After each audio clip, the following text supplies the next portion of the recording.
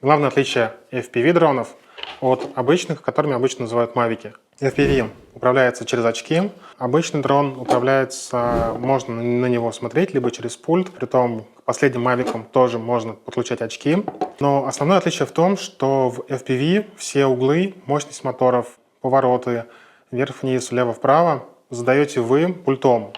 Это как мавик управляется автоматикой, и вы лишь задаете ему определенное направление движения. И он сам уже под это направление подбирает необходимую скорость и мощность моторов. Также, если на FPV-дроне бросить стик газа, то он просто упадет. Мавик при отпускании всех стиков будет висеть на месте.